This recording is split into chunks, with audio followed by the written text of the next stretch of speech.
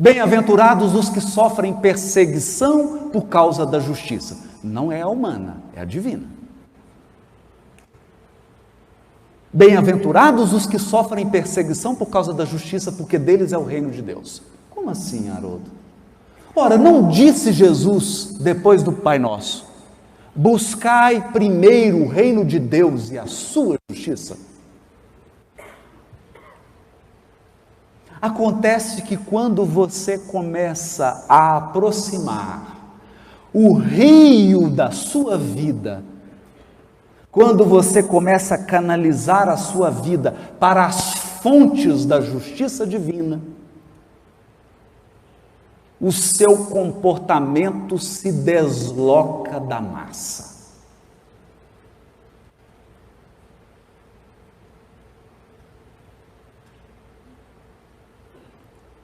E aí sabe o que acontece? Acontece um fenômeno natural. O espírito imperfeito, ele agride e persegue tudo aquilo que não compreende. O espírito imperfeito, ele fere, ele tenta matar tudo aquilo que ele não consegue amar.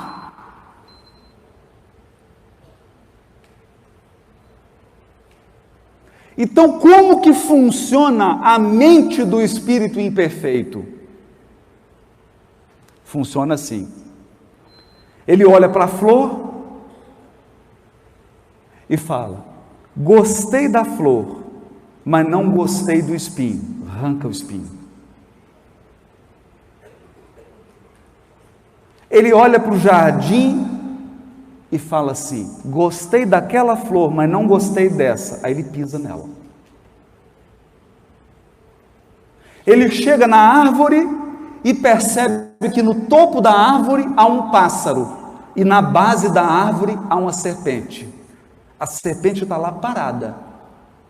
Ele fala: não gostei dessa serpente. Vai lá e mata a serpente. Porque o espírito imperfeito, ele quer eliminar tudo que ele não consegue amar. Porque a lógica dele é infantil. Ele quer um mundo repleto apenas daquilo que ele ama. Daquilo que ele aprova. Por quê? Porque ele é incapaz de conviver com a diferença.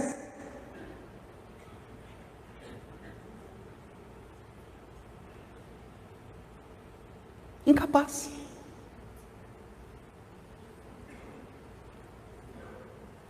Então ele olha e fala assim: mas eu não gosto desse cantor. Ele podia parar de cantar. Não podia parar de cantar por quê? Esse cantor tem 1 milhão de seguidores, mas eu não gosto. Então ele queria um mundo que só tivesse os cantores que ele gosta. O problema é que hoje você gosta de um cantor, daqui 5 anos você gosta de outro, então você ia ter que ficar mudando o mundo toda hora. Quando Emmanuel escreve sobre o amor no livro Pensamento e Vida, ele diz assim: a mesma seiva que nutre a flor alimenta o espinho.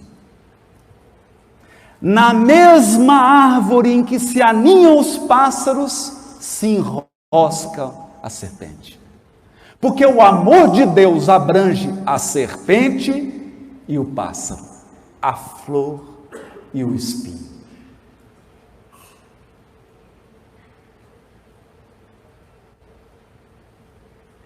Portanto,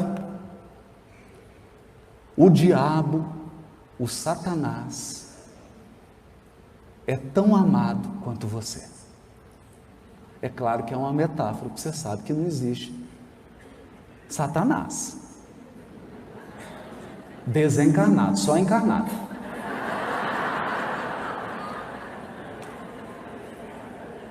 Mas ele é tão amado quanto.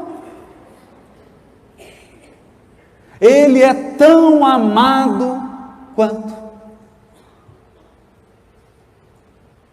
Você seria capaz de amar naquela tarde o soldado que olhou para Jesus nos últimos segundos da sua existência física e, não se contentando com a dor do Cristo, pegou uma lança e enfiou no peito dele?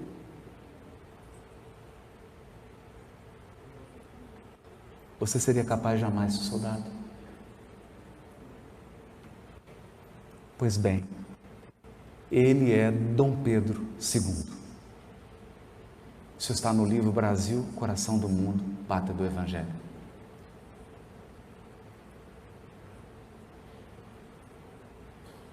E sabe quem que convidou ele para reencarnar no Brasil?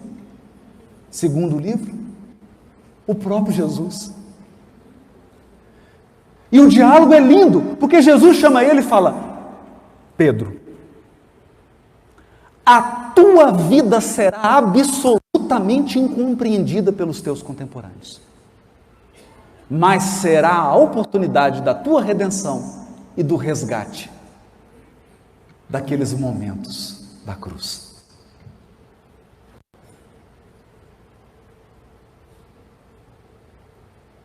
E aí? Então a justiça divina tem mecanismos que ela transforma um soldado cruel, que não tem nenhuma empatia, num hoje imperador reconhecido pela moderna e atual historiografia como um dos maiores do seu tempo. Somente agora a história faz justiça a esse homem.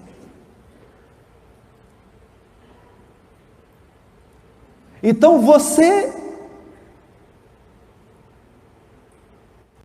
talvez não seja capaz hoje de amar e de compreender aqueles que estão trazendo uma alta cota de dor para a sua vida.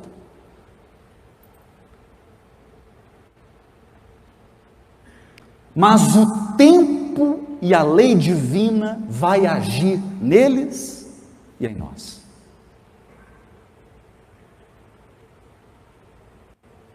E então, eles se tornarão espíritos luminosos e você será incapaz de odiá-los. Porque quem irá reparar com amor o mal causado com ódio é a própria pessoa. Tudo que você fizer hoje com raiva, com mágoa, com ódio, com falta de empatia, tudo que você fizer hoje com falta de sensibilidade, com falta de sentimento, amanhã você vai reparar com amor. É da lei. Porque a lei divina é de responsabilidade, não de punição. Ela é de responsabilidade. Então Deus não pergunta quem é o culpado, Deus pergunta quem é o responsável. E quando Deus pergunta quem é o responsável, os espíritos superiores abaixam a cabeça. E a sua consciência levanta a mão. Ninguém te acusa. Ninguém te acusa. É sua própria consciência. Aí sua consciência lança um dedinho e o dedinho faz assim.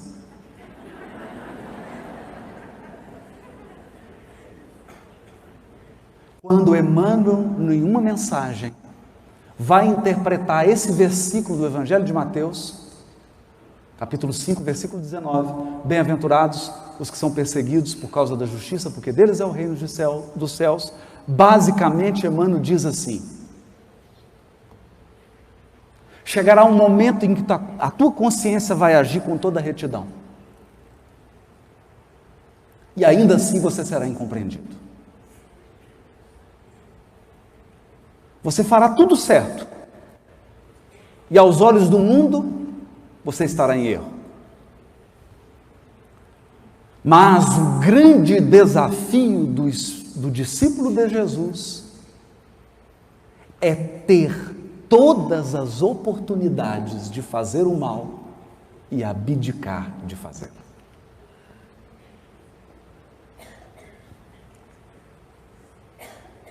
Você tem na mão todos os instrumentos, você fala, não vou prejudicar. Nesse momento,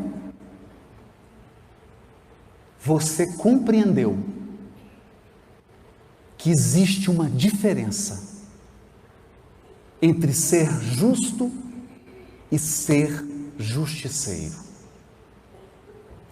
O justiceiro se torna solidário com aquele que comete o erro. O justiceiro é alguém que comete um erro igual ou pior para resolver um mal. Então, qual que é a proposta do justiceiro? É assim: ô justiceiro, tem um mal aqui. Ele fala, deixa comigo, eu vou praticar um maior, aí eu resolvo esse. A justiça não. A justiça nunca transpõe uma linha divisória entre o certo e o errado. Porque o dia que o justo transpuser a linha da justiça e praticar o mal para fazer justiça, não tem mais diferença entre ele e o injusto.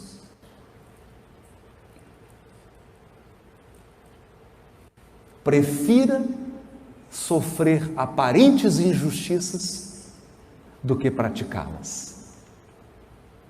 Em suma, é o que o Chico disse para o Arnaldo Rocha. Os dois caminhavam de braços dados, que o Chico adorava caminhar com os amigos assim de braços dados. E o Arnaldo começou toda uma lamúria, mas está acontecendo isso. Aquelas histórias que a gente conta para se fazer de vítima. E o Chico ouvindo, atento, de repente o Chico vira para ele e fala assim, ô Naldinho, eu estou tão feliz. Ele fala, feliz com o que, Chico? Com o meu sofrimento? Não, Naldinho, pela primeira vez você só está apanhando, não está batendo.